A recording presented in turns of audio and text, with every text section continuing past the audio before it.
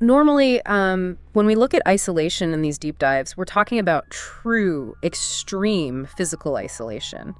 We usually examine the psychological effects of it. Right, yeah, like cabin fever. Exactly. We talk about how a human brain, when it's just totally starved of external stimuli, it kind of begins to manufacture its own reality. Yeah, the shadows stretch a little too far, or the silence literally starts to hum in your ears. Right. Right. And it's an unsettling, deeply documented biological reaction to just being utterly alone. But, ultimately, there is a tiny hidden comfort in that explanation. Because it's in your head. Yeah. You can tell yourself, the monster isn't real. It's just you, trapped with your own neurochemistry. And that psychological boundary is really what keeps us grounded. We assume the environment is stable, and our perception is the thing that's faltering. Right. But the source material we are examining today, it forces us to abandon that comfort entirely. It really does. I have to warn you, if you are listening to this right now, the dread contained in these pages is profoundly unsettling. We are looking at a space that is fundamentally broken. Yeah, what we have here is a collection of notes documenting 3 sequential graveyard shift encounters at this very remote gas station off Route 9. And this isn't, it's not a record of a mind playing tricks in the dark. It just isn't. No, it is a record of a localized environment where the actual fundamental laws of biology, physics, and reality are actively malfunctioning. To even begin to understand the mechanics of what happened here, I really need you to put yourself in this worker's environment. Just imagine the setting for a second. It's the graveyard shift. Yeah, 10 p.m. to 6 a.m. You are completely alone, surrounded by just miles and miles of dense, suffocating pine forests. Load cow nearby? None. 0 cell service. The only anchors in your entire world are the harsh, buzzing glare of those cold, fluorescent canopy lights above the gas pumps. And the quiet drone of the store's refrigerators. Exactly. That and this pitch black wall of ancient trees pressing right up against the glass storefront.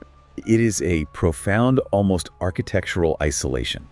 You are in a small, illuminated box surrounded by an absolute ocean of darkness.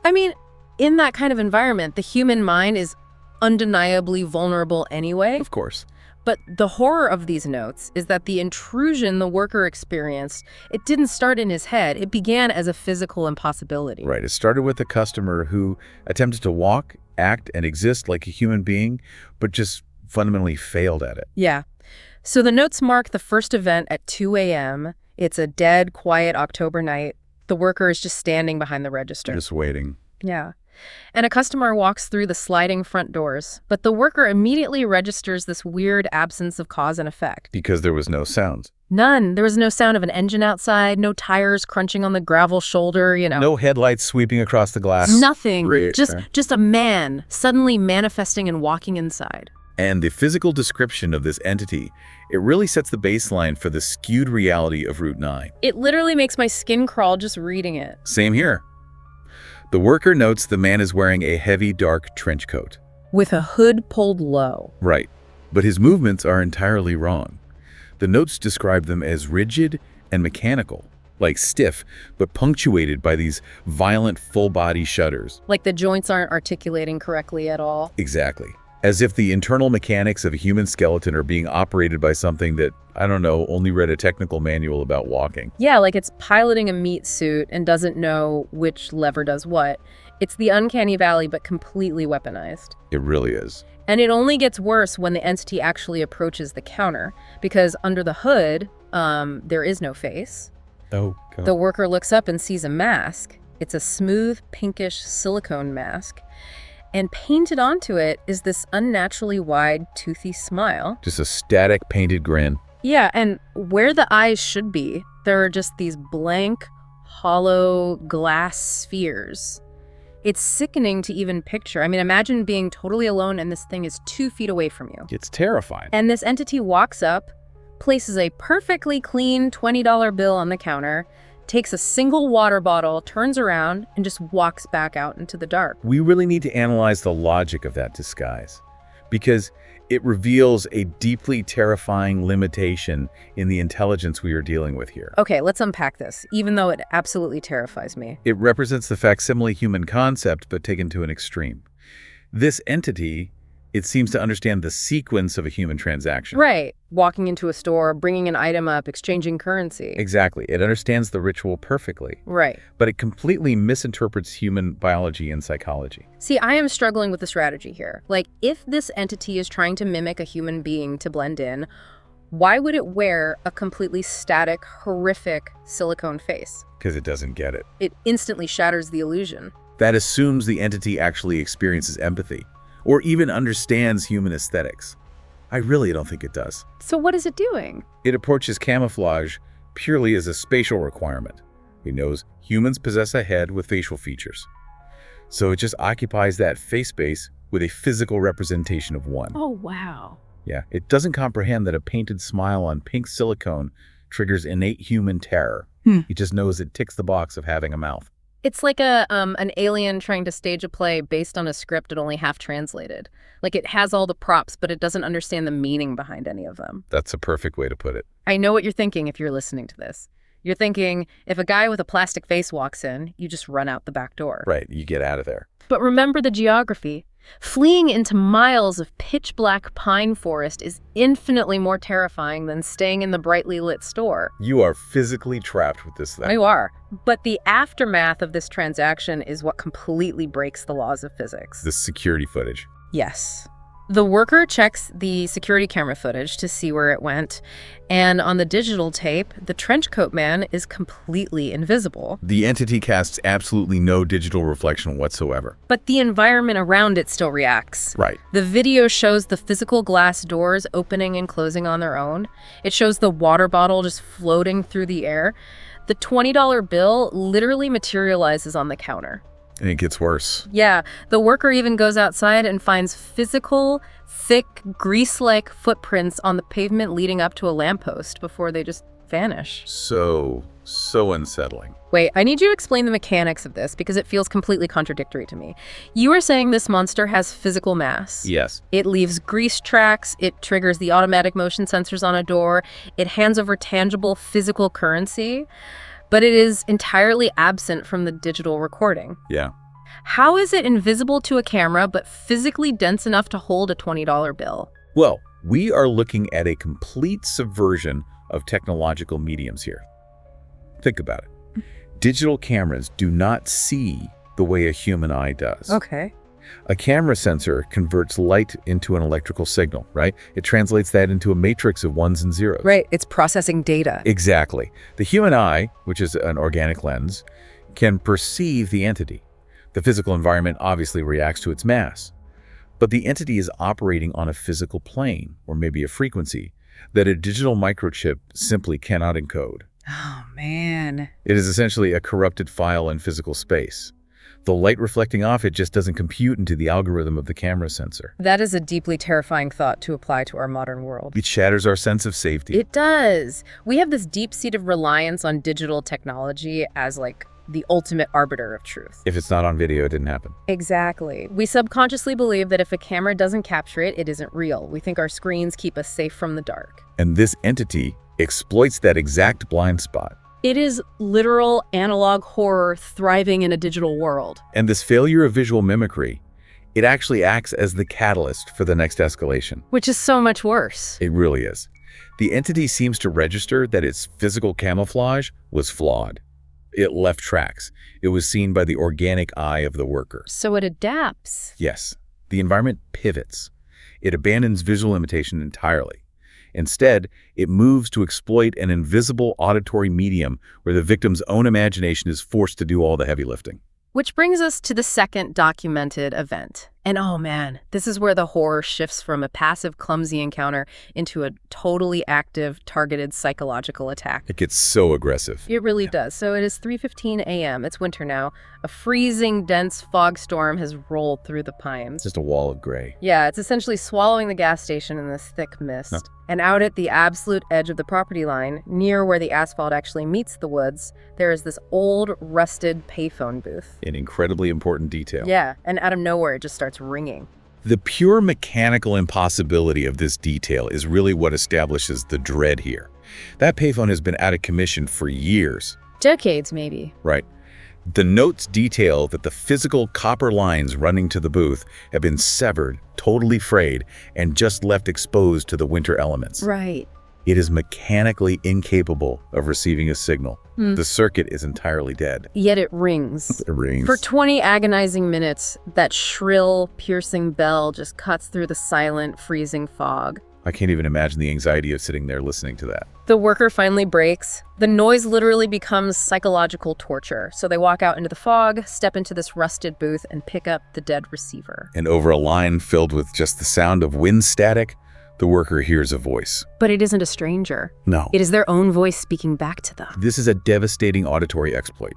The entity completely abandons the crude silicone mask and instead wears the worker's own vocal cords. Which is so much more invasive. Absolutely. The voice on the other end of the line, mimicking the worker's exact cadence and inflection, begins to list off the worker's deepest, most private childhood memories. Things they've never told anyone. Right. It recites secrets that the worker has never spoken to another living soul. It even repeats the exact final words of the worker's grandfather. See, it is hacking his consciousness. It didn't just know his secrets, it dug through the architecture of his brain before he even picked up the dead receiver. It bypassed all his defenses. It's like a phishing scam, but executed directly on the human mind's internal network. That's a great analogy. And then, using the worker's own voice, the entity delivers a warning. It says something followed you out into the fog. If you turn around, you will never make it back. The sheer psychological violence of that moment is staggering. It weaponizes the worker's internal trauma, their grief, their hidden secrets, and it uses all of it to paralyze them, trapping them in the physical space of that phone booth. But the worker slams the phone down, and they don't turn around. Smart move. Instead, they look at the reflection in the glass of the booth. And standing directly behind them, just materializing out of the fog, is a tall, spindly, pitch-black silhouette. Just waiting. Just waiting. The worker sprints blindly back to the brightly lit store, locks the doors, and just collapses. And for the rest of the night, that black silhouette just stands at the edge of the light, watching them through the glass. It's horrific. So, we have an impossible voice on a dead phone, and a physical monster in the fog. Are these two separate entities haunting the same highway, or are we looking at, like, a coordinated trap? Given the progression, it points heavily to a highly evolved ecosystem of dread. The voice on the phone and the silhouette in the fog are likely two appendages of the exact same predatory mechanism. Like an anglerfish. Precisely. One disorients and paralyzes the prey with impossible psychological trauma, exploiting that invisible realm of memory and sound. Meanwhile, the physical manifestation moves in to block the escape. The profound isolation of Route 9 is actively breaking down the barrier between the worker's internal mental state and the external physical reality. It's turning his mind inside out. Exactly. But the terror doesn't stay behind glass, which brings us to the third and final documented event. The escalation here is just wow. Yeah, we move from an invisible psychological threat, a phantom waiting in the mist, to a massive, fatal, completely unavoidable physical reality. It gets so visceral. It really does. So it is 4 a.m. A massive 18-wheeler semi-truck pulls into the dark backlot of the gas station and just parks. Which is pretty normal for a gas station. Right, nothing unusual at all. But a little later, a horrific noise erupts from the darkness. The notes describe it as a high-pitched metallic engine whine, but violently spliced with a distorted, bubbling human wail of agony. A sound that completely violates all the laws of acoustic biology. It shouldn't exist. The worker grabs a flashlight and goes out to investigate. They actually climb up the side of the cab to check on the driver. Brave, considering what they've been through. Too brave, maybe, because what they find is a nightmare. The driver is sitting in the seat, but he is completely paralyzed. Frozen. His hands are locked onto the steering wheel. His head is tilted all the way back, and he is just staring up at the ceiling of the cab with wide, glassy, unblinking eyes. He's alive, but gone. Right. He isn't moving, but he is trapped in a state of absolute terror. Because the human driver is merely a decoy. Yeah. The true catastrophic breach of reality is hiding underneath the vehicle. The worker shines the flashlight under the chassis of the massive truck, and fused with the drive shaft, the gears, and the heavy suspension is a massive, pale, organic creature. Just grafted onto the metal. It is made of these stretched, spindly limbs that are literally woven directly into the cold steel. It is physically operating the mechanical parts of the truck from underneath. Unbelievable. The worker notes it has no eyes, just a vertical split seam for a mouth, completely filled with rows of needle-like teeth. This is a horrific display of biomechanical parasitism. Hold on, wait, we need to slow down here. I need to understand the physical mechanics of this. You're describing a biological organism that is literally merged with the undercarriage of a semi-truck. Yes. But flesh and blood don't just weld to gears. I mean, how does a biological entity fuse with cold, forged steel like that? Well, we have to look at it as a hyper-aggressive molecular integration that completely defies terrestrial biology. Okay. This creature isn't just clinging to the truck like a bat or something. It is subverting the mechanical purpose of the machinery itself. How? Imagine an organism that secretes an enzyme or maybe operates on a frequency capable of restructuring the metal matrix. Rewriting the metal. Exactly, allowing organic nerve endings and raw muscle tissue to bond directly with steel and hydraulic lines. The creature's spindly limbs act as the pistons and the transmission. Oh my God. It hasn't just hidden under the truck. It has infected the machine. It literally is the engine. So the flashlight beam hits it, right? And the creature screeches. And the sound that comes out of that split mouth is that exact hybrid noise we talked about. The scream. Yeah, the mechanical grinding of a failing transmission perfectly layered over a dying man's scream. It's just chilling. The creature violently shifts its spindly limbs. It physically steers the drive shaft toward the worker, and the truck accelerates. Without the driver doing anything. Nothing. It drives completely off the asphalt, crashing straight into the dark pine forest until it is just swallowed by the trees and disappears. This final event, it really is the ultimate culmination of the horror. If we map the trajectory of these three intrusions, we see an environment that is rapidly learning how to interface with our reality. And becoming way more aggressive with every single attempt. Exactly. It starts with a failure. Right. The quote-unquote fake human trying to participate in a basic retail transaction with a plastic face. Yes. Then it realizes physical camouflage doesn't work. So it moves to an invasive psychological confrontation. It uses a dead machine, the rusted payphone, to hijack the victim's own voice and memories. It learns what scares us on the inside. And finally, it abandons mimicry and psychological games entirely. It culminates in this monstrous physical hybrid where flesh and heavy machinery are literally welded together. It forces us to debate the very nature of this highway. I mean, is Route 9 a thin spot? A geographic anomaly where the standard laws of physics simply bleed out. Right. Just look at the through line connecting all three of these stories. In every single encounter, human technology is fundamentally subverted by the unnatural. Yeah. Technology is our primary tool for imposing order on the natural world. It is how we understand and control our environment. But out on Route 9, those tools are worse than useless. They are actively hijacked. The digital security camera is completely blind to the man in the mask, rendering our digital proof irrelevant. The severed, dead copper phone lines ring with an impossible living voice, turning a broken communication device into an instrument of literal torture. And the mechanical architecture of a massive semi-truck is dissolved and repurposed by a pale biological nightmare. It's just... The environment operates on rules we cannot comprehend, and it uses our own creations against us. It strips away every single layer of insulation that modern society provides us. It really does. When you are sitting in your home, with the lights on, holding your phone, the world makes sense. The rules apply. Gravity works, cameras record. Exactly. But these notes, they remind you of the profound vulnerability of being placed in total physical isolation. The dark is different out there. If you were out there, miles from anyone, with just the humming fluorescent lights in the dark glass, and the rules of reality just snapped? What would you do? Yeah, what would you do when the darkness starts rewriting the physics of your world? You are left entirely exposed to whatever lies underneath the fabric of that environment. And based on that final account of the semi-truck, what lies underneath is deeply hungry, and it is experimenting on us. Which leaves us with a really dark, lingering question to consider before we wrap up. What is that? Well, I want you to think about the human driver sitting in the cab of that semi-truck. Okay. The pale creature was clearly acting as the engine beneath the chassis, right? Hijacking the physical mechanics of the vehicle with its own organic limbs. Yeah. But consider the state of the man behind the wheel. the completely paralyzed, wide-eyed stare. The locked hands gripping the steering wheel. Exactly. And then, remember the screech the creature made. A sound that perfectly mimicked a dying man's scream, blended with the grind of metal. His voice. Right. It raises a horrific implication about how that biomechanical fusion actually operates.